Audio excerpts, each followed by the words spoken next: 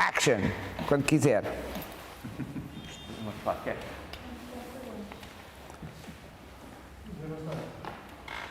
Ele teve e agora não sabemos. Agora está novamente.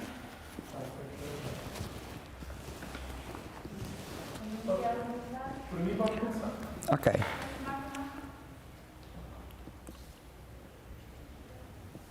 Hello, I'm Marta Lourenço and I'm the director of the National Museum of Natural History and Science at the University of Lisbon. I'm here in the open storage of our magnificent 19th century chemistry lab, where our museum visitors can see a very special display called The Intimacy of Numbers. And I'm delighted to welcome you to the session, The Shock of the New, from Slide Rules to Quantum Computers. We often say we don't like mathematics, but we are constantly counting numbers, mentally or with the help of multiple tools like our phones. We divide bills in restaurants with our friends. We count the days till the end of the month, the year, or our holidays. And we get mad because fuel prices are higher than last year. It has been like this for millennia. Humans have been counting, dealing with numbers for practical things, like counting mammoths or flying to Mars, to complicated things like understanding nature and the universe. For the display, The Intimacy of Numbers, our aim was to raise awareness about computation technology in the past and present. So we brought from our storages one of our collection masterpieces, a rather mysterious instrument, a circles of proportion, that was invented by a young English mathematician called William Oughtred almost 400 years ago. And we put it side by side with more modern instruments, such as common slide rules or a state-of-the-art chip from a quantum computer that comes from a University of Oxford lab. The display resulted from a wonderful collaboration between curators and researchers from the museum, the Faculty of Sciences, the Instituto Superior Técnico, and the Portuguese National Library. And it counted since the very start with the enthusiastic support of the British Embassy in Lisbon. You are all welcome to visit. The display will be accessible until next month. For those who can't visit, we will have a short video to show you in a minute. In this session today, The Shock of the New, we want to take the conversation about past, present, and future computation technologies to another level. We want to discuss what makes these historical instruments so special and how they are researched and displayed. What stories do they tell us about the past and about the present? We want to know what invisible lines brings together the circles of proportions and the quantum computer, so different in their materiality and separated by 400 years. We want also to know what brings historians of science, museum curators, and contemporary researchers in cutting-edge fields such as quantum technologies together, particularly in the UK and Portugal. For that, I have a splendid panel of guests with me today. Samuel Gessner, historian of science at the Center for the History of Science of the University of Lisbon. Stephen Johnston from Oxford. Hi, Stephen. Curator and researcher at the History of Science Museum, University of Oxford. And Yasser Omar, professor at the Instituto Superior Técnico of the University of Lisbon, top expert in quantum computing. I will introduce them with more detail in a minute, but first, I also have the honor of having with me at the museum Chris Sainty, Her Majesty's Ambassador to Portugal since October 2018. He was previously the Deputy Head of Mission at the British Embassy in Rome from 2011 to 2015. A career diplomat, he brings experience from a number of Foreign Office departments, as well as overseas postings in India, Pakistan, Spain, and the Netherlands. Chris has spent much of his career working on European Union issues. From 2004 to 2006, he headed the Foreign and Commonwealth Office, team responsible for the organization of the UK's presidency of the EU in 2005, and more recently he was the Deputy Director for Europe Directorate in the Foreign and Commonwealth Office. Ambassador Crescenti, thank you so much for being here and for supporting this project ever since the beginning. Thank you. Thank you very much, Marta. Good morning. Well, it's a great pleasure to be back here at the Natural History and Science Museum of the University of Lisbon to listen to the debate today, the shock of the new, from slide rules to quantum computers. And I'm very pleased and proud that in some measure, the inspiration for this event is the exhibition that you were talking about, Intimacy of Numbers, that has been organised by the British Embassy in partnership with all the Portuguese stakeholders that you referred to, Marta. So my warm thanks to everyone who has made that exhibition possible, in particular Marta Lourenço, but I'd also like to thank the other participants in today's debate, Samuel Gessner, Yasser Omar, and Stephen Johnston, who's joining us remotely. Now, I suspect that I am one of the few people in this room old enough to remember being taught in school how to use a slide rule. I don't think I was very good at it, but I certainly do remember estimating logarithms and trigonometric functions using a rather lovely slide rule that I was quite fond of, but which I have sadly misplaced at some point over the last 40 years. But also, round about the same time that my wonderful mathematics teacher explained to me how to use a slide rule, I also remember I had a very equally wonderful and very patient physics teacher who tried to explain to my A-level physics class the principles of quantum mechanics. That was more of a challenge, I have to say, and most of that class, myself included, struggled to get our heads around these pretty challenging ideas about the behaviour of particles. But then someone pointed out that we weren't alone, and that no less a person than Albert Einstein himself, when confronted with the basics of quantum physics, had been fairly unimpressed and had famously said, "God does not play dice with the universe." And I'm afraid we were a pretty poor physics class, and once we heard that, there was very little chance of us mastering the complexities of subatomic particle physics. But, you know, that was 35 years ago, and although generations of physicists and mathematicians had uncovered an amazing amount of knowledge about the quantum world, I think it was still quite hard back then for most people to believe that world would ever have a serious practical impact in the world that we inhabit as human beings. But that's what's changed in a very exciting way. That is emphatically no longer the case, and the quantum world is now right, I would suggest, in the mainstream of practical science and mathematics in areas like computing, telecommunications, cryptography, as well as extraordinary new techniques for solving difficult mathematical problems.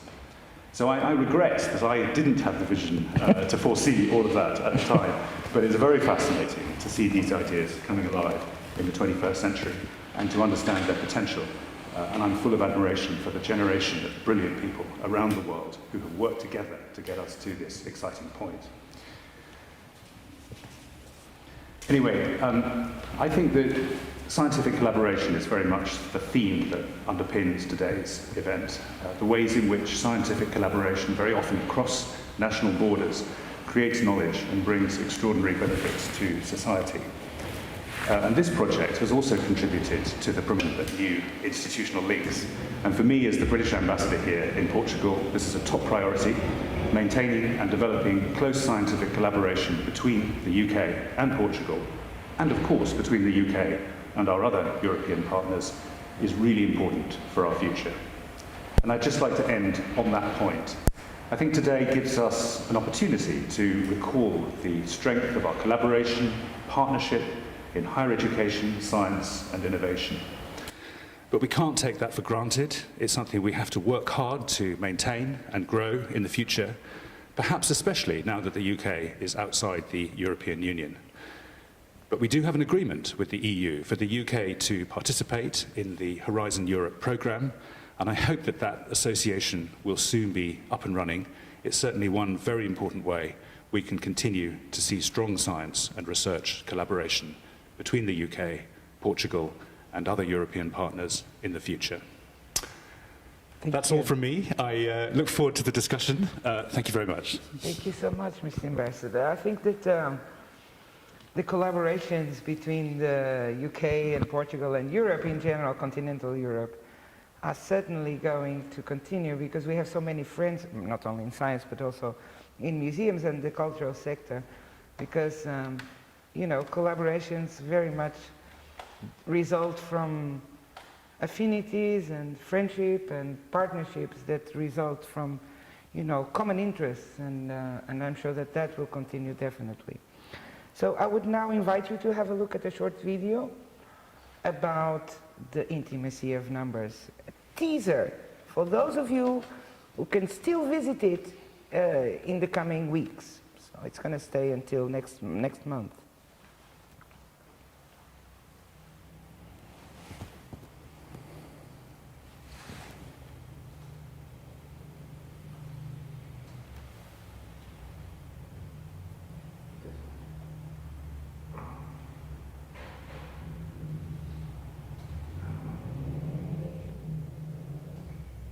Sorry for some technicalities that we're trying to solve.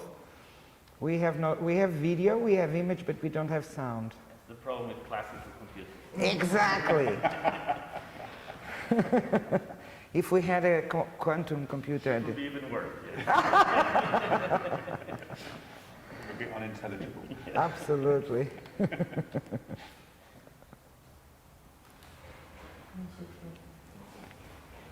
I think we can see that later, maybe, and let's proceed with our conversation. So, if you are watching live, you are more than welcome to send, you know, to write down your questions and to comments and whatever you feel like in the chat box. So we proceed now to what brought us here, a conversation of past, present, and future computation technologies, and to our speakers. The first speaker is Samuel Gessner, assistant researcher at the Center for the History of Science at the University of Lisbon.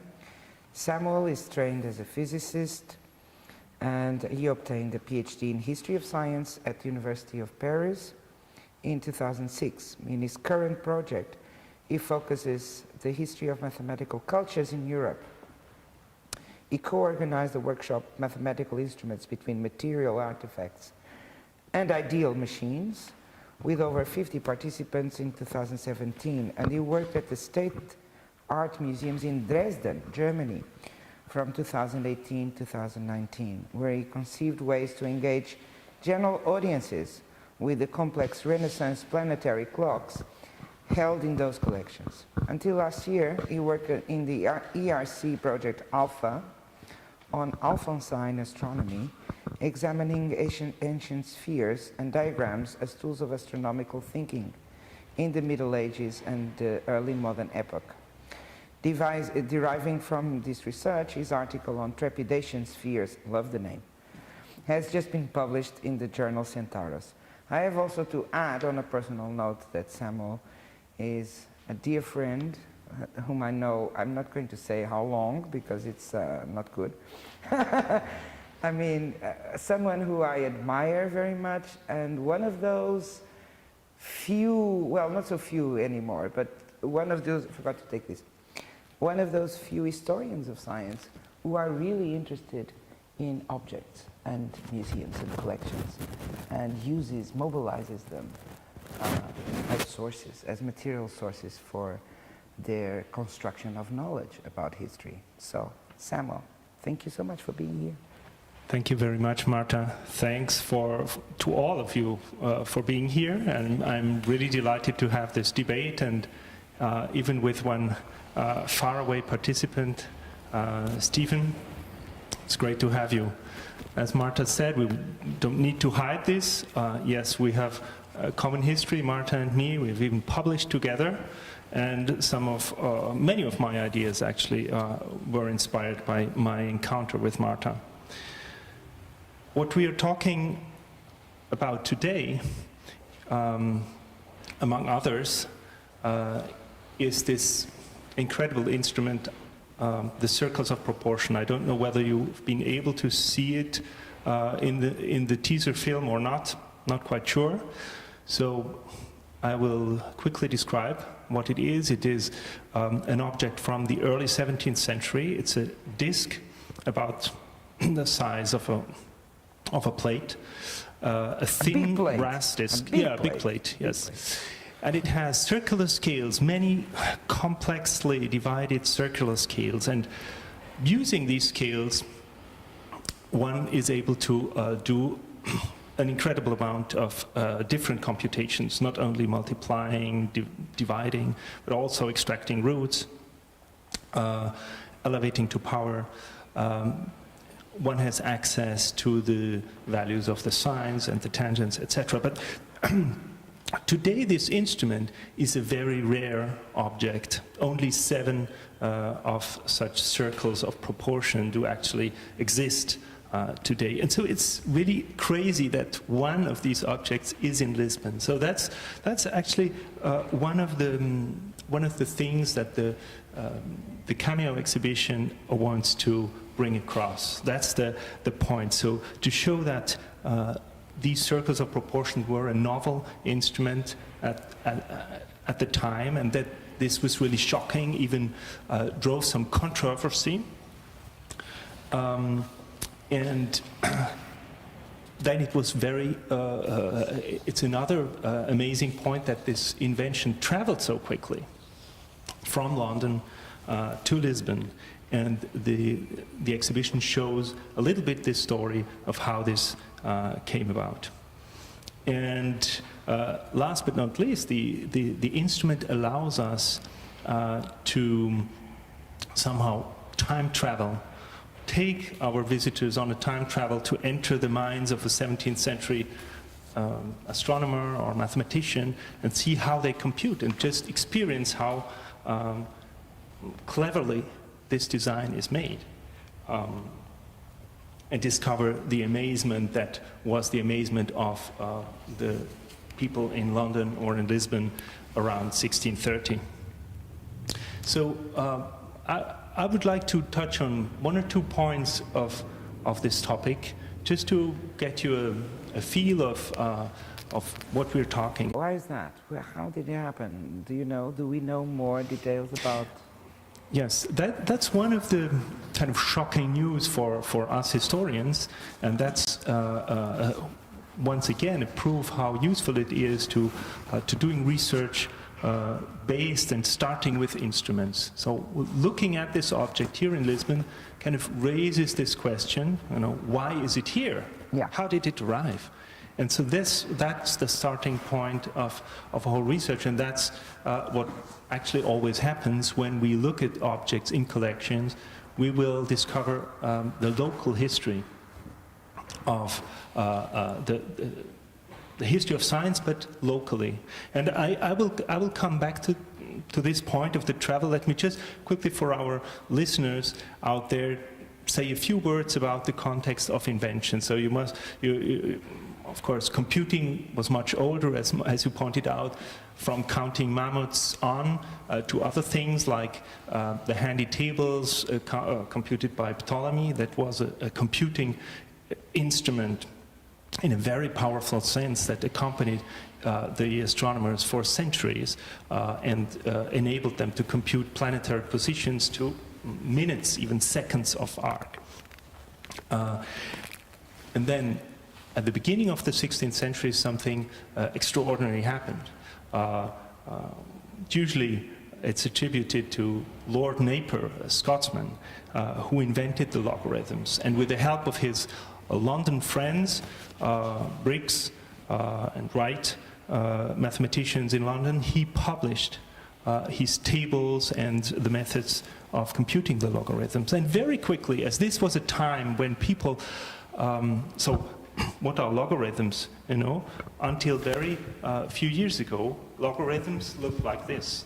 I don't know whether you can see it. So this is a book full of numbers. Not a big novel to read. It's just Tell Tables. It's numbers, it's tables. And if you had to compute, you would look up these numbers and add them, or divide them if you want to extract roots. So this was somehow tedious, and people very quickly at that time, they were in the mindset of developing instruments. There were already, sectors, there were new kinds of instruments. And so very quickly, when these logarithm tables came up, they thought, well, why not make an instrument? Why not put these tables on a scale?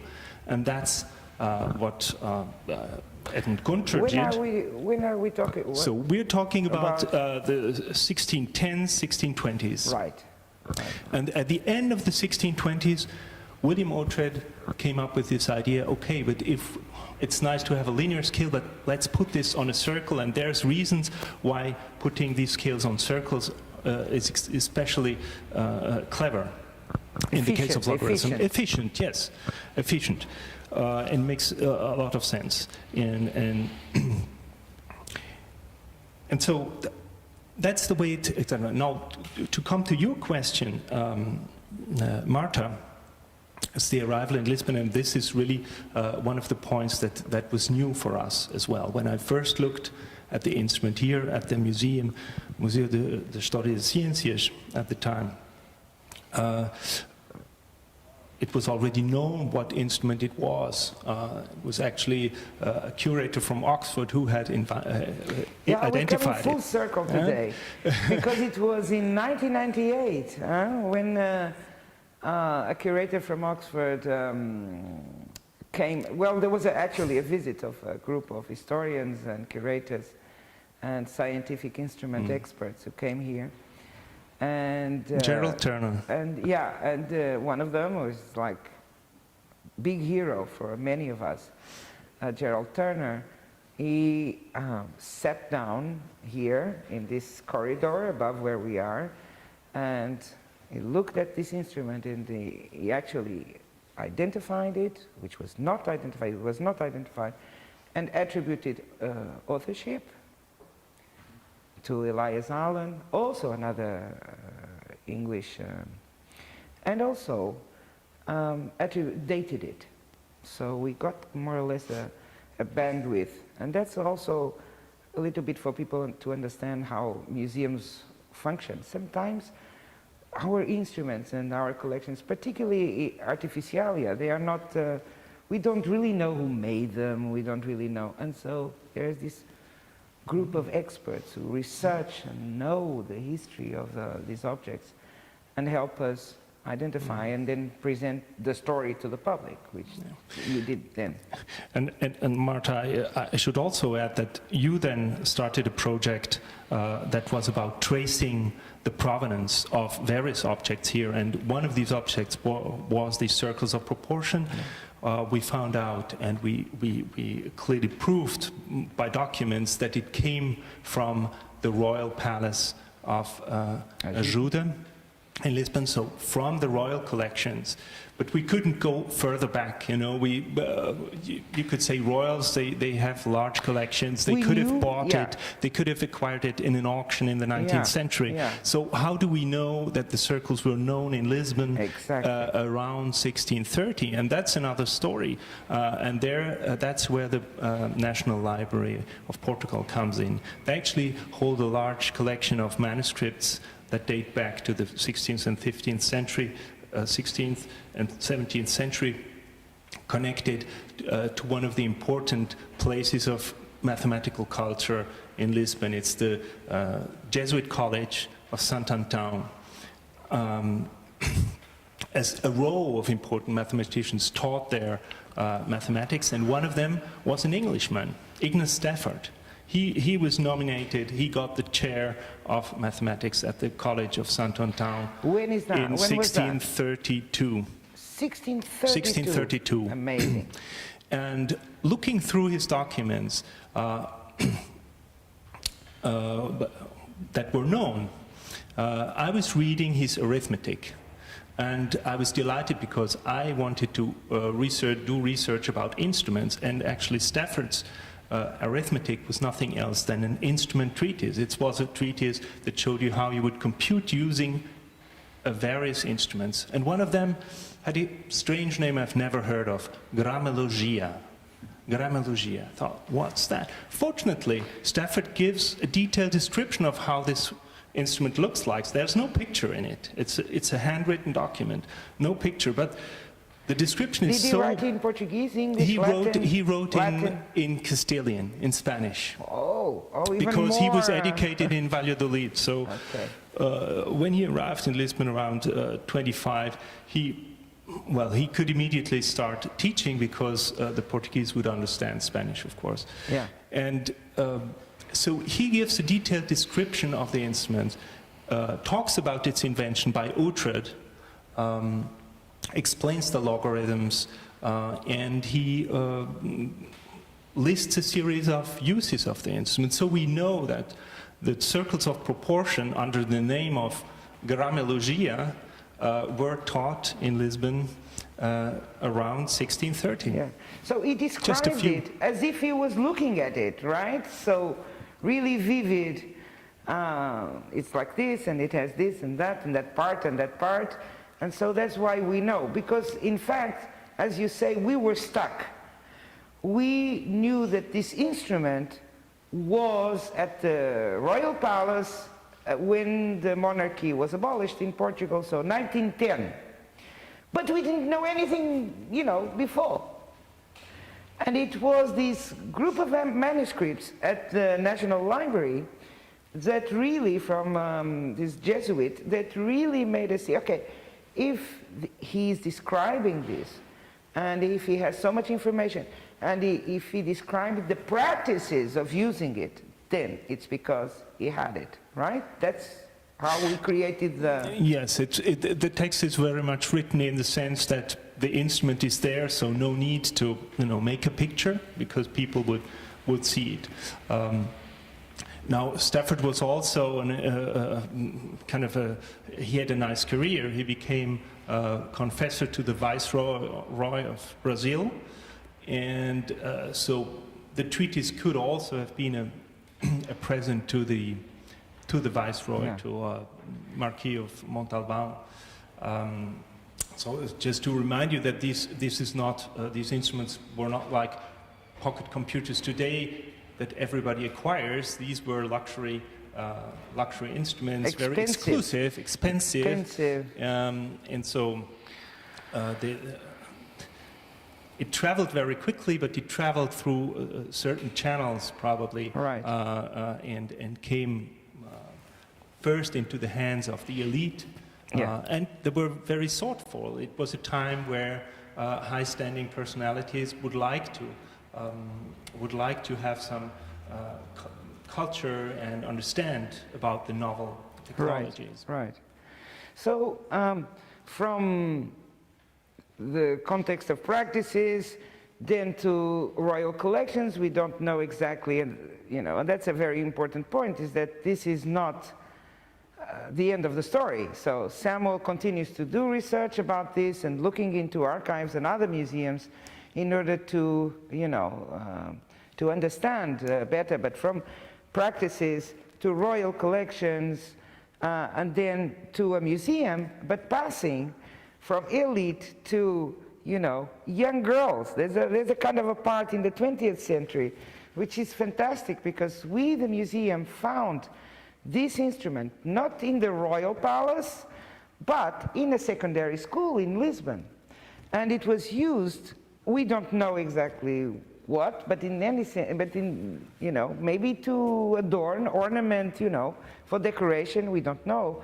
But I like to think that young girls, it was a female school, young girls were learning mathematics and algorithms and, astronomy with this instrument. So, may I just add one last thing, that actually we tried to reactivate this idea of learning, of present-day people learning with the circles of proportion. And one of our projects we developed alongside the exhibition.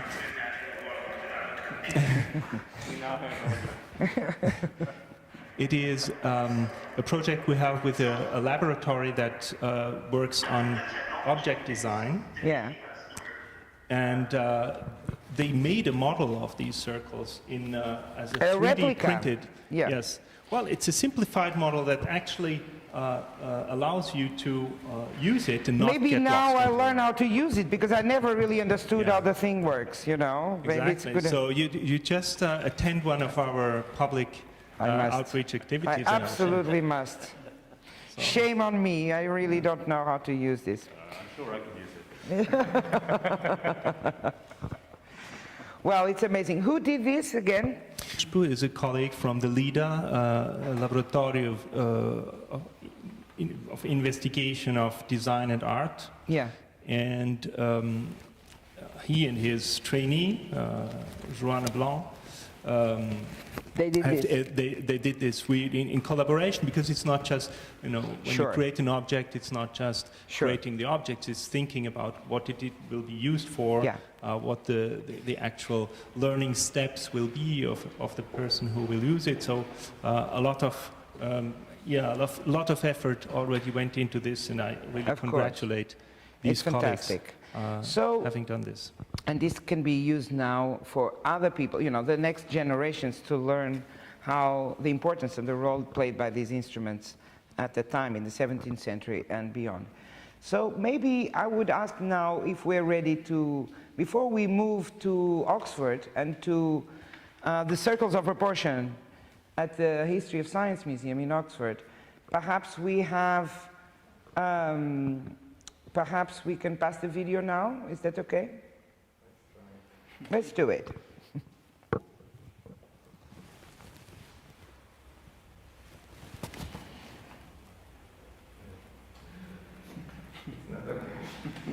Not yet.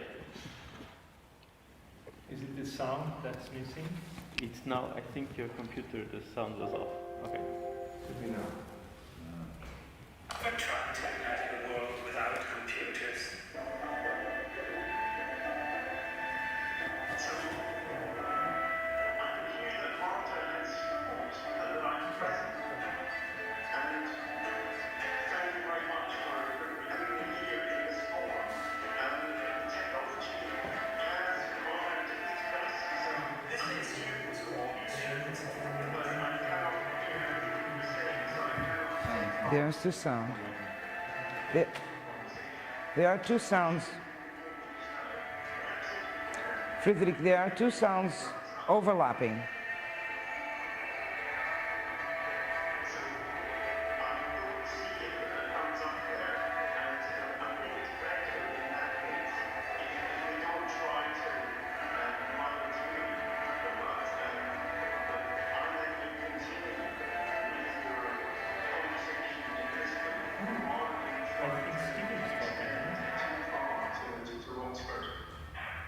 Okay. It was not spectacular in terms of sound. Is being done to try to make things audible. Yeah, I think, Stephen, how did you receive the audio of this video? It was not good, huh? I can speak. Can you hear what I'm saying? Perfectly. Good. Well, so you can hear me, but I can't really hear you. And so what I will do is just say a few words just now. Wait, let me introduce you. Let me say who you are first, okay, Stephen? So my name is Steve Johnston. I'm at the History of Science Museum at the University of Oxford. And I'm very pleased to be zooming in today to be able to share with you not just whatever I have to say, but a little bit of the collection here at the History of Science Museum. Now, I want to present you this very large circular device here, and because I could not hear what Samuel was saying, so I may repeat some of his wise words. And I should say now that it's better if I don't try to take part in much of an exchange or much conversation, because so you'll have been introduced already to this exciting brand new technology of logarithms in the early 17th century.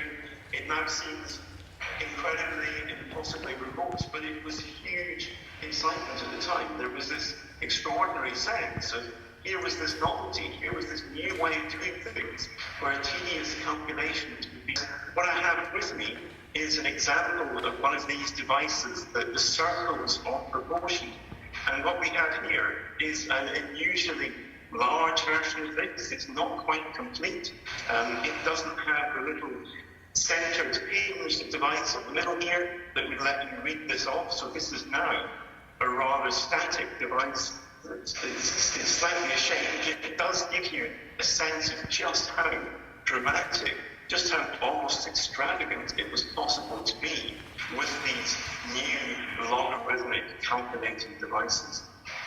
And one has a certain sense of the impact that this technology had, that these new devices had.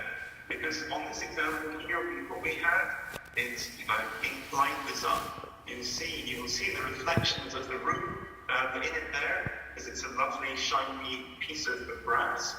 It has around its circumference here, it has all of those scales that I think Samuel would have said something about, these circles of proportion.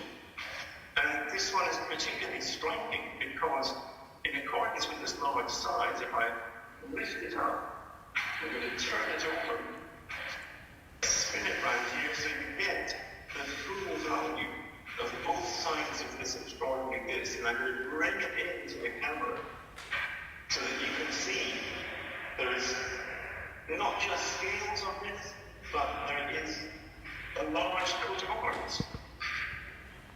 And that coat of arms, with an inscription on it, tells us it's something of a story of this device. It's inscribed with the date 1635. It tells us that it was given by a person, George Barkham, who was the son of John Barkham, who was at St. John's College here in Oxford. And so what this device does is say that these things were so important, so striking, that one would want to give a gift. This is an act of patronage, going to a well-established Oxford college to say, you have to have these things. If you're going to be a centre of learning, if you want to show that you understand knowledge and mathematics, well then make sure that you get yourself the latest, the greatest circles of proportion. So these are really powerful things, things that are esteemed and valued, and you want to have them, you want to show them off. They cut a real figure at the time. And if there's that sort of personal excitement of an owner, task of knowledge, then it's also really striking that going along with these devices, stakes were high. So Samuel made a mention that around this device, this circles of proportion that was also to be found in Portugal at the same time, there was real controversy. This was something that the stakes were up. You wanted to try and say that yes, you had invented it, you had devised or improved or adapted the devices that were beginning to come out. And we know just how vicious these debates could be in the controversies that there were on priority, on the exact responsibility that one had. And that gives us a sense into a bigger picture around innovation, I would say, where it was possible to have people in a small community who were coming up with these things, improving them, adapting them, and there was trust to be expected. You were part of the community, but that trust could break down. Innovation does not always work in a smooth and effective way. And when the trust does break down, when there are issues around, is it commerce in trying to make a successful device? Is it around patronage? Are you using one of these fancy things in order to gain favour, in order to gain a place at court or in the marketplace? Then it was really striking that those issues could loom large and could fall foul of them. So there's lots at stake in these devices, and that idea that commerce is at play as well. This is about getting things established successfully in the marketplace. That's a really significant part of the story here too. This is going into a bigger world where having reliable tools becomes very important. And I will not say much more, Martin, but I want to just have a couple minutes more just to go on beyond this spectacular circles of proportion, clearly meant to be a prestigious donation to our learned college, and to think a little bit more about what this new technology of calculation did at the time, because beyond a device like this new technology of algorithms of calculation, what it did was it gave an opportunity to be expanded into a whole series of areas of knowledge, so that you have really crucial areas of work like navigation. People are rushing in to think, can we use these logarithms to make the whole work of navigation and calculation, make that easier? And it expands from there. You get into areas like fortification. You're going to plan your regular geometric fortifications. You're going to use logarithms now to make that calculation that bit easier. Not so much in the state or military things, but even in sundials. Someone will rush out with a book, how to work out sundials using logarithms. So some of these devices, they are being offered with a spirit of, we can just show how logarithms will solve our problems. Life is going to be easier. We've got this new platform. It's like a sort of computer that can solve everything. It's a universal kind of device. And at the further edges of that, the sundials are, do you really need logarithms to work out the size and dimensions of your forts? Well, while that might stretch credulity a little bit, it seems more like exercise in mathematics. We do know that logarithms became vital to the operations of the state in the 17th century. And the other thing that I've brought here is a much less impressive looking device. It's a little slip of wood here that I have here. And this is much more what you would recognize as a slide rule. This is one from 1688, and it still works, I think. You know, you can see that coming out, the slider is projecting there, and just by sliding this along, I can do calculations. And this one has got a particular purpose. It was used for gauging. So that is working out the capacity of barrels and how much liquid is in them, whether it's wine, beer, or ale. And that really came to matter because when you were doing that, you were able to reliably tax alcohol. And the taxation of alcohol, certainly in Britain in the 17th century, became one of the biggest ways of supporting the state. And if you could show that you had calculation and reliability of your side, then it made it much more palatable to be taxing people. This has been done in a fair, straightforward, reliable, transparent way. So with a little bit of wood, you could be literally building a state. And I can say that I've just been examining a PhD that was exactly setting out to show this. So this is an area where there is still research to be done in history and humanities to show us how the material devices of calculation actually have huge impact and have a really large part to play in the bigger narratives that we tell in history, in the nation, in building how the modern world comes to vision. So I will stop there, Martin. Okay. As I say, I'm really struggling to hear what is being said. So all right. I think it's probably better that we don't enter into our normal mode of informal conversation where we can exchange further ideas. Yeah. And I think it's probably best if I let you move on to modernity and the present and the future of calculation. But Stephen, let me just ask you something. Can you hear me? I can just hear you, but it's on the limits of audibility, I have to Okay. That circles of proportion, is it there since the beginning of the museum, or is it some item that you acquired later on? Where did it? Yeah. So I was able to hear that, Martin. basically, so I can actually interact with you. Founded as a museum back in the 17th century, but our museum was created almost a century ago, in 1924. And this hasn't been here since exactly the beginning, but it's quite an early object that came into the collection. So it's here, it's on loan to us from St. John's College, where it was given back in 1635. So it's been here in Oxford for all of that time, 50 years. Right.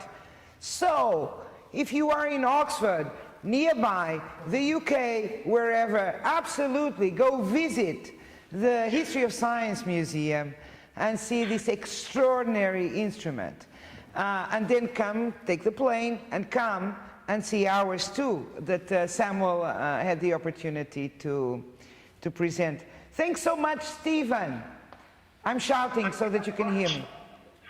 What I'm going to do is I'm going to use my blue gloved hands, I think, to wave you farewell, because the technology is a bit too challenging. Yeah. It's really embarrassing, but it's lovely to see you. Congratulations on getting this together. Thank you so much. Enjoy the conversation. Thank you so much. You know, it's Monday morning, and it's a kind of busy day for traffic in the internet, and I think that sometimes the signal goes off too. So thank you so much, Stephen. Thank you. We continue here, but continue listening, okay, on YouTube. We know there's already questions on YouTube, and we'll come back to that. But first, I would like to introduce our third speaker, our last speaker, Yasser Omar, from Instituto Superior Técnico, University of Lisbon, and he's the leader of the Physics, Information and Quantum Technologies Group, and president of the Portuguese Quantum Institute. I didn't know this existed. Fantastic. Yasser Omar studied physics at Instituto Superior Técnico in Lisbon and obtained his PhD at the Center of Quantum Computation in the physics department of the University of Oxford. Now, imagine, you know, there's all these meta connections. It's crazy. Currently, he's associate professor at EST, at the University of Lisbon in Portugal. He's the founder and leader of the Physics of Information and Quantum Technologies Group. His research interests focus on the theory of quantum computing, quantum networks, quantum sensing. Is that a thing? Yes. Okay. And quantum foundations, and has been involved in 7 European and 1 American research projects in these domains. In 2019, he founded the QUTE Lab. Is that the name? Yes. QUTE. But with a, you know, cute like With this. a Q. With a Q. QUTE Lab, Quantum Technologies, I love the name. Quantum Technologies Laboratory, where free space quantum communications were demonstrated for the first time in Portugal, and where the first Portuguese quantum nanosatellite, wow, is currently being developed. He's also the president of the Portuguese Quantum Institute, I already said, and the founder of the World Quantum Day, celebrated 14 April every year. Isn't it? Okay, to tell us more about it, and tell us more about these avenues, incredible avenues of knowledge that this innovation creates, you know, separated by 400 years, but it doesn't matter. It always opens windows, always creates new avenues of knowledge. So, first of all, hello everybody. Thank you very much for the kind invitation, and congratulations on this spectacular cameo exhibit. It's really, really fascinating to see you know, these objects that tell us the history of computing, and to see that there's this old connection between Portugal and the UK in developing this science and this technology.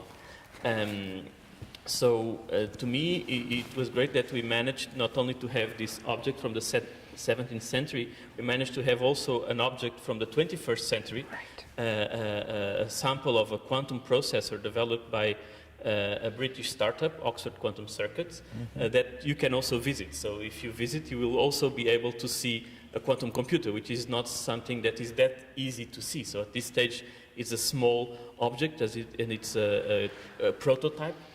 Quantum computer is still at the level of prototype. It's still not a useful machine that can solve practical problems, but it's trying to get there. And this can be a revolution in our information society to use the laws of quantum physics to process information faster. How so? Tell us. We live surrounded by information technologies and computing technologies, even if we don't realize it, right? So whenever, for example, I got a cab to come here and they need to now navigate and to find the optimal route given traffic or accidents, etc. All this is now, before it was computed in the brain of a cab driver. Nowadays, this is computed in a computing center, in a data center. We say in the cloud, which is actually in a basement. Yeah. Pretty hot basement. You mean the cloud is in a basement? Yes, the cloud is in a basement. Yes. You didn't expect that, right? Or in a building, so usually these are data centers which have many computers and electronic computers that, by the way, consume a lot of energy. So there's also something to be said about the environmental footprint of computing technologies, the current ones and the future ones. And so this is just an example, but when we purchase something online and we send our credentials, our credit card number over the internet, we need to encrypt this information. Yeah, of course. And the security, the privacy of this encrypted information is based on the limitations of our current computers. So our current computers are very good at doing many calculations, but there are some challenging calculations that are just very slow. Okay? To give you another example, to look for new medicines. The pharmaceutical research community and industry, they use the current supercomputers to try and find, a bit by brute force, just doing combinations, simulating combinations of molecules to try and find new medicines. So to have computational power is really present in our society and can transform our society. And now since around the mid-1980s, there's this idea that one could explore the laws of quantum physics, meaning the laws of physics that help us understand, describe, and predict the behavior of nature at the scale of the atom and of the particles that constitute the atom, that this could be used for computing. This is credited to three scientists, in particular David Deutsch from the University of Oxford in the UK, together with independently Richard Feynman and Paul Benioff in the US. And so around the 80s, they independently, with different motivations, they thought about this, at the time, very crazy idea of using quantum physics to process information. And these crazy ideas that people didn't believe that much in actually evolved over the next decade, and I would say around 1995 people started understanding really the power that could be there, and essentially the idea... windows it opened, right? Yes. Exactly like the outrage, the ways it... I can try to explain it a bit more in detail, but essentially using the unique laws of quantum physics gives us the ability to process information much faster. And so there's the expectation still to be realized concretely in the instrumentation, to have these machines that would allow us to solve these problems that normally the best current computers could take years or centuries to solve, that we could solve them in a few days or in a few hours. And this, of course, would be a revolution in our society. The theory exists. Yes. It's fine. Yes. But we still need the materiality of it, right? We're on prototype. What level are we in terms so we could say we have the theoretical mathematical understanding and proofs that using quantum physics we can compute faster. So let's say in some sense like we have the quantum software. Although we're a bit behind that, but we have the theory, there's no doubt it could work. Experimentally in the lab we could verify, we have proofs of principle, and now the big challenge is how to scale these prototype machines, these experiments in the lab, into practical machines, commercial machines that could then harness these laws of quantum mechanics to do this much faster computation.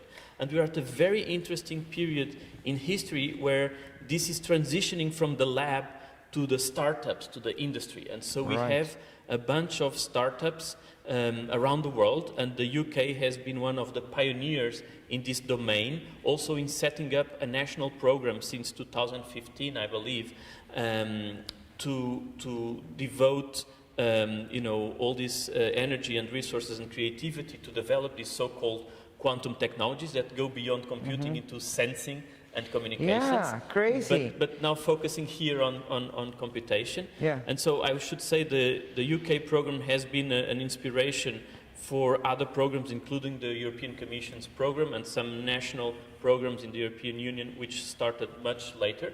Yeah. So the UK has been a pioneer there, also a pioneer in this innovation, in making this research go from the lab to industry, to society. So it was great that one of the several British startups that are betting on these in different platforms, different, let's call them materials, let's say, or approaches, was able to send one example. It's not many places in the world that you can see this quantum chip. So I really encourage anyone who has the opportunity to come here. It's a one-in-a-lifetime opportunity. Either you see it now here, or you have to, pass, I don't know, so many security, to go to Oxford, I don't know.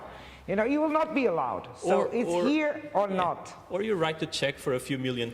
Yeah. That could also give you access to that. That's what I'm curious. So is it at the level of public funding, this startup stage? Still public fund, because at some point we imagine, okay, public funding, and then private fund, the private sector, the industry, when you say, is supporting it and investing. Where are we exactly in Europe, say?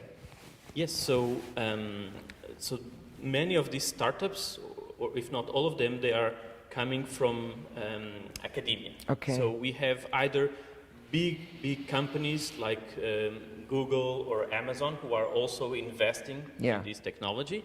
And so, of course, they create their own labs, they hire their teams.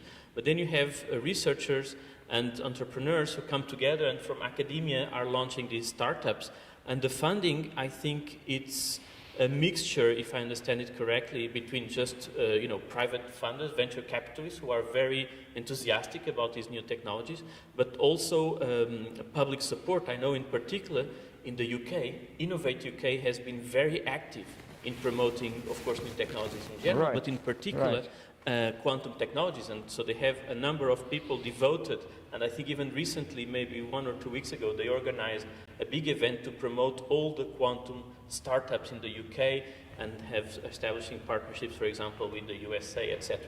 Right. In the United States of America, at least one, if now not also maybe a second one, of these startups are going public in the sense of going to the stock market. So wow, that means selling, right? Yes. So I can buy crazy valuations of several hundreds of millions of dollars. I think one of them valued at $1 billion. Wow. But what does it mean for people? Which people? As me, the layperson, can we buy, go to this Black Friday, I don't know, tomorrow or whatever. Can I just, or is it some part of a technology that is used in other devices and it's not really... So here we're talking about startups that really want to develop a quantum processor, a quantum computer. Okay. So there's this race to see who is able to develop the first machine that is more powerful than these lab prototypes that are very good, proof of principles. There's no doubt that these scientific ideas and that this technology can work. Now the big challenge is to make it into a much larger machine that can process much larger volumes of data. And this is not easy. This may take years or decades. No one really knows. I keep getting asked, when will we have a quantum computer that can solve practical problems? And I don't know. And this is $1 billion question, literally, because this is now some of these companies are add value on that. But whoever gets there first, of course, will have immense strategic and other Power, advantages. Exactly. impact on society. And this also has sovereignty implications. Okay, Meaning? Think of, for example, to give you an example here related to Portugal, the French army had military bases in the Azores Islands, in the island of Flores, until the early 90s, I believe. Yeah. And the reason they had a military base there was because they were doing safely missile tests across the Atlantic, and they needed a station more or less in the middle to accompany the trajectory of their ballistic tests. Right. And I think sometime in the early 90s, they just, packed their bags and left. Why? Because computers finally became sufficiently powerful to simulate these ballistic tests, so there was no need to do real tests. With risks, of course. Or more famously, maybe to keep on the same example of just the French case, they had these tests with nuclear weapons in the South Pacific. You may remember these controversies in Mururoa Atoll was one of the and at some point the military and scientific nuclear community in France, they got access to a very powerful supercomputer, which is now able to simulate weapons. So you see, this is also has sovereignty implications. So, and it's interesting that it emerged already, and this is very recent. This is a few weeks ago. The discussion about export controls on the development of these machines. And these are still prototype machines, far from being useful in practice, but the potential is so great that you get these, fantastic and unimaginable valuations in the market, and also these sovereignty and export control issues emerging. Is it because of that we had to wait 2 months for the chip to come to? I think it was just a practical, logistical thing, but I'm not, aware of the details. A lot of innovation comes, we didn't speak about, it's not the case of our, circles of proportion, I know, as far as I know, but a lot of recent state-of-the-art research comes from the military, as you said. Yes. Is NATO involved? Is the other, perhaps we don't know. It's secret, but no. I would say that indeed these quantum technologies are sovereignty technologies. Yeah. I think I actually introduced that terminology. We know, for example, the Chinese program clearly has this defense motivation. Purpose. The American program also has an open, declared defense motivation. Right. The European Commission's program is now looking into this, but it has essentially been just purely research, betting more on innovation, on developing industry, developing competitiveness, but now it's looking into this. Defense. The British program, I'm not so familiar with this potential defense component, and I guess I shouldn't be, but I'm sure it's there. Yeah. So this has these important implications. Yeah. But besides that, which of course is a sovereignty issue and needs to be addressed, there's this whole scientific aspect and this innovation aspect, which I think is maybe more interesting for the society to see, could this change our life or not? I mean, could this change privacy in the internet or not? And it could. It's all new technologies that are emerging. And also, this could be an excellent opportunity to communicate science. Right. And so I love this connection that we go from, a high-tech device from the 17th century to a high-tech device from the 21st century. But we should understand, and I think the title of this panel and the presentations that were made here really emphasize this. This was very shocking, very elite device at the time. And this is a big difference in our society, that we can now, this elite high-tech, these elite devices, we can showcase them, we can share this object and this knowledge, especially the knowledge is the important part, with the general public. I think that's the most interesting aspect here, and that this collaboration on a history of physics based on this previous high-tech collaboration of bringing this device from the UK to Portugal, can be mimicked today with the scientific collaborations we have in this domain, among others, between the UK and Portugal, but now maybe also a collaboration on the history of science, in the museology of science, in the outreach of science, for example, with the World Quantum Day initiative that we launched, and fantastic. all of this. So I think this is, as you were saying, it goes full circle. There's all these very nice dimensions to explore. Yeah, and there's a lot that you said, that there's a lot to unpack there, I think. But I would perhaps ask you both how difficult it is, I mean, to, let's focus on the impact in society because of innovation in society and the way it is transferred, because it's not always evident, you know, that you pass from, certainly, okay, you pass from the maker to the industry or the trade in the 17th, 18th, 19th century. There's an equivalence there today with the passing to the industry or from the military or from the government or from the academy. But then for the general public, it becomes kind of obscure how these things are done, and even more so how we can use in our own life, and especially in the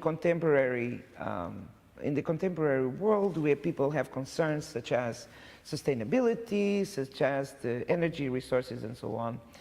And so could you explain a little bit more the dynamics of, and the fastness today? I mean, I can think that perhaps an object like the circles of proportion passing to the use of the, you know, layperson or navigator or pilot in a boat and so on, it took some years, I would imagine, right? Today, the technologies, you know, they developed, and immediately you see these cycles, there's the law, I don't know, I forgot the name of the law, but anyway, there's this law that you kind of double and, you know, triple and whatever. Exactly, Moore's law. Exactly. So, and you have this, and all of a sudden you already have to, you want to buy a new phone, and you have this kind of attitude also. And so how do you comment on these, you know, dynamics of, I don't know, transfer, and also as a corollarium of that, what's our role, you know, museums? How can we serve historians, researchers, to, you know, give visibility to these dynamics, to raise awareness to some of the issues, surveillance, and so on. What role can we play? What is your view about it? Let me jump in here. Thank you. Many questions, Marta, many questions, and good questions. So let me jump in here as a historian. You talk about laws. I think in history, probably we can't talk about laws in history, but there are certainly lessons to be drawn, or at least what I tend to think is that history teaches us to think about our present, you know, because we think about the past example of technology here, and it helps us to foster the terms, the concepts in which we think about these processes. And indeed, with the circles of proportion, it wasn't a smooth process, not at all. Stephen has mentioned this earlier. The invention was not smooth because there was a priority dispute. Richard Delamain, a mathematician at the same time as Uhtred in London, would get a royal patent, although he had not invented it, or it was perhaps a parallel idea, or what is very much probable is that he saw some blueprint of the instrument in the instrument workshop, and then rushed to publish the patent, to get the patent. But exactly, let's talk about the workshop and the parallel I see there with logarithmic scales on circles. Works great. Uhtred goes to Elias Allen's workshop at the Strand in London, I think, and they know each other from before already, and Uhtred presents his idea, and what happens immediately is, of course, that Allen would not just, you know, produce what Autry tells him, but he would say, well, but this is a little too complicated, making 2 discs with the same scales, this is a lot of labor. I have another idea. And so the technician, the person who actually realized the material object that will work in practice needs the input of the persons who are on the ground, so to speak. So this collaboration and this communication process between the persons who understand the maths and the persons who also understand the maths but have this different viewpoint. Grasp on the materials, right? On the materials. They create together this technology. This new knowledge. It's actually new knowledge. It's new knowledge. It's new knowledge. And then there's the third stage, and you mentioned it, Marta, is the question of how is this technology accepted? How does it get diffused? At first, it's a success because when you manage to capture the imagination of some patron, of the viceroy or the king of England, that's good. You get money, as you get money from investors today, if you present a good idea. But the circles didn't have a very long life. Actually, Stephen showed it. The fourth was the linear slate rule. And so some technologies are proposed, they're much discussed about, and then they're superseded by some other idea that goes on. So the acceptance there's a side story to that. Mathematics teachers, for instance, they got mad when they saw that you could compute without using tables, without doing the kind of serious, theoretically grounded way. It's a toy, you know. You compute just by sliding things. It's fun. It's fun. How can you do that? Cannot be. It actually takes work away from the mathematics teacher. You know, you don't need the theory. You can compute anyway. That's a very good point. So regarding your challenge, what museums could do, I'm thinking of 2 answers. So the first, in my limited knowledge of science museums and science of the museums of the history of science, I wonder how much visibility is given to computation and to the history of computation, which is extremely interesting. I don't know if it started with mammoths, but we have devices like the abacus that really go back, and I understand we may have actually some colleagues tuning in from Tsinghua University in Beijing. Hi. So hello if you're there. Ni hao. So and so it's really a very interesting history or adventure of civilization to develop these machines that help us compute.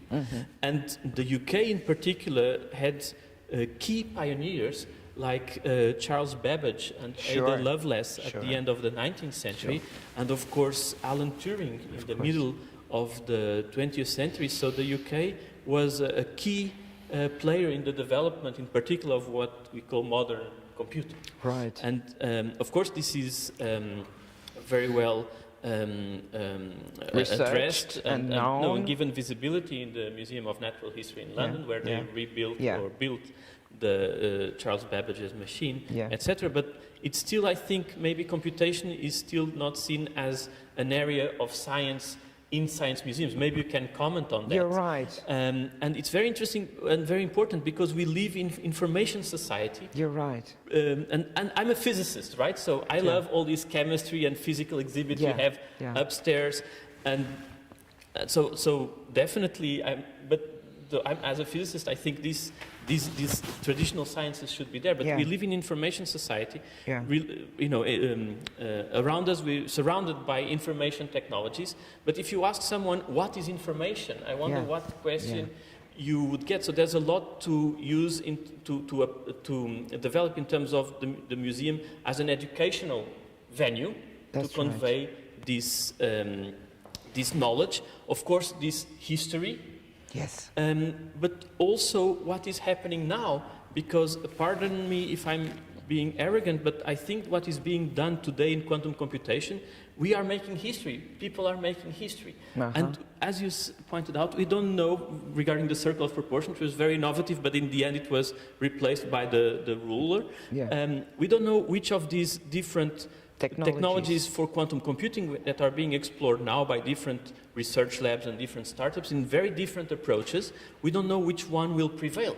Or maybe a new one that we still haven't thought of will prevail, like it happened with the first computers in the 1940s based on valves rather than the electronic circuits we only could develop after the invention of the transistor. So maybe these things are still to be developed, but why not have in the museum, especially in a university museum, things that are being developed now?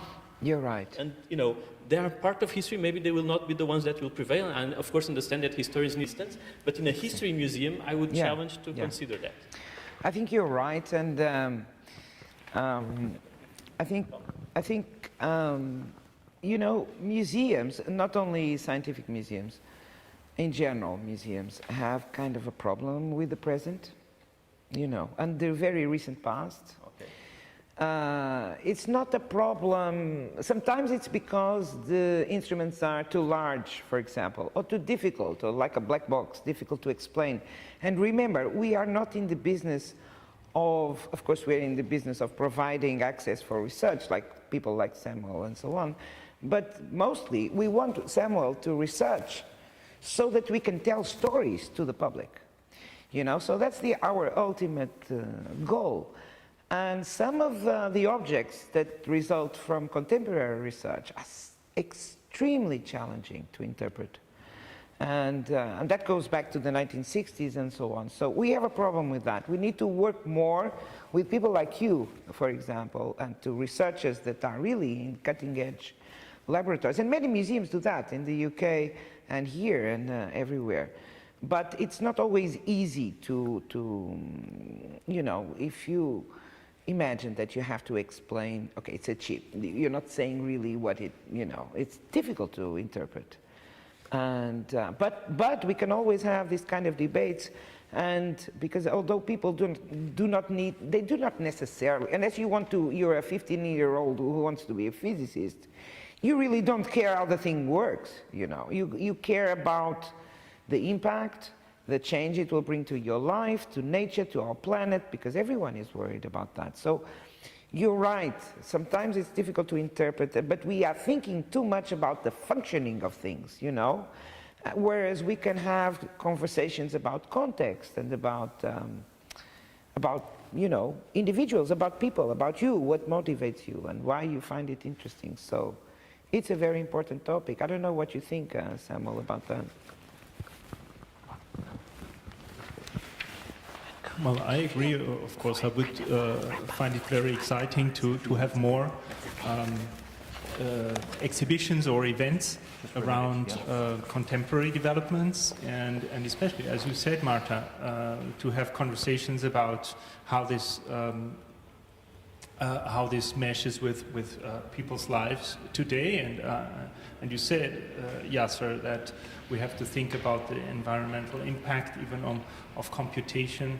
And certainly these novel technologies, they may be elite and perhaps first used by the military, but all the more we need to have a discussion about it as a society. And the museum is one of the places where these discussions can go on. And there might be controversial discussions. I mean, perhaps this is why Marta says that sometimes it's difficult to find a good way to have these discussions in museums, but why not try? Yeah, I think so. Yeah, I mean, I think if it's a challenge, let's do it. Yeah, that's what I would say. absolutely. And I don't know if there are questions online, but since you brought again the issue of the environmental footprint of computing technologies, this is actually one of the potential advantages of quantum computation, still to be researched and you know, concluded, but there could be a great advantage also, or even more than in the speed, in the energy consumption. And this could, of course, be extremely impactful for our society as well, or even more than the speed. And finally, regarding what people are interested or not, I'm yet to meet someone who was not curious or intrigued by nature, by the universe where we live and the laws of nature. So I do think people are interesting if we give them the opportunity, if we tease them a bit. Let me just conclude by saying that Professor Sir Peter Knight, who is the founder and leader of the British program on quantum technologies, he was once telling me that one of the arguments that they used to convince the British government before 2015 to create the program, which was, I think, around £300 million for 5 years. At the time, it was very impressive. Now the numbers are much larger, but at the time, this field is really moving fast, and there was much more doubts at the time than there are now, is they had a survey showing that school children were very excited and very curious about quantum computing, quantum technologies. And this was, he told us, also an important argument to convince the government. Yeah. And coming to think of the way that in some circles, some countries, some tribes, science is being, challenged, as a kind of relative knowledge and so on, because fake news and because this and that, and at the same time, paradoxically, we've never talked so much about science in terms of society, and people are engaged and they want to know, and they need credible institutions both in the UK and Portugal and everywhere in order to raise awareness to these issues. Certainly, we have, before we go, last opportunity to make questions. So there is a question here from Jane West. Hi, Jane. So she asks, hello everyone. So why did the circular scales not take off in the way linear rules did in the 18th century? So it was kind of answered by Stephen and by Samuel. I don't know if you want to add a little bit to this. And actually, Paulo, hi Paulo Breni. He added, was it because it was more difficult to manufacture the circles? Very good point. Probably, yeah.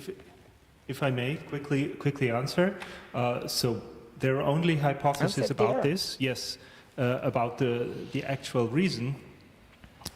We have come up with a new hypothesis while actually manipulating this model. When we give this to our guinea pigs, persons who want to try, even when we try it ourselves, we often get confused. We slip from one scale to the other.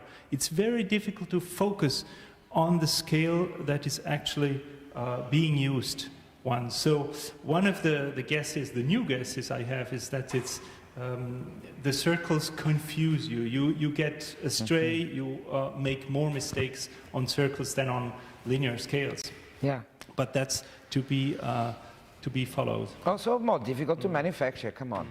I mean, the dividing, the machine to divide and create circles. Well, I haven't even there's one in technical, thought about, by the way. How do you divide logarithmic scales? You need the tables for them, and it's very, very tedious anyway. Tedious.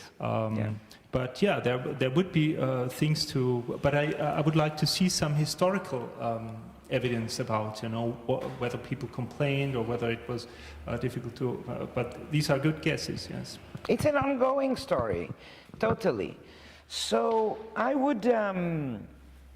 I don't think there are more questions. Are there? No. Okay. So we close that part, and I would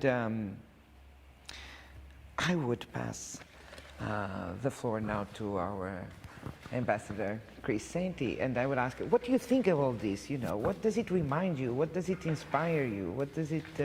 Thank you, Marta. Thank you so much to all of our other speakers, Yasser, Samuel, and Stephen. Well, it's been a very inspiring and interesting way to spend a Monday morning and a little bit outside my normal routine, so thank you all for that. I think we touched on so many really intriguing areas. Let me just pick out one or two that have kind of caught my imagination over the last hour. So I think as someone with more than a passing interest in history and the history of science, I think the parallels that sort of come out between the situation that was being described in the 17th century and the situation in the 21st century are extremely interesting.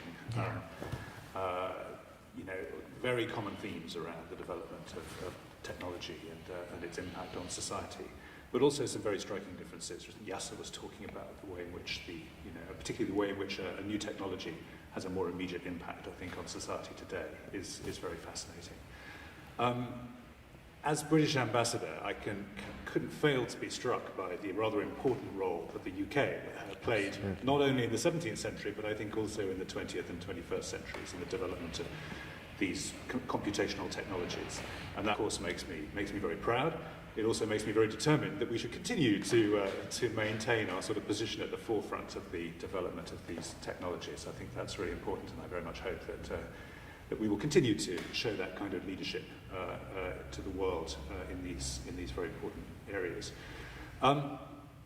And then I also thought that question about the role of museums was a really interesting one, and I thought Yasser gave a really interesting answer to your question, Marta, about perhaps the need to bring a greater focus on the world of computation and the history of computation.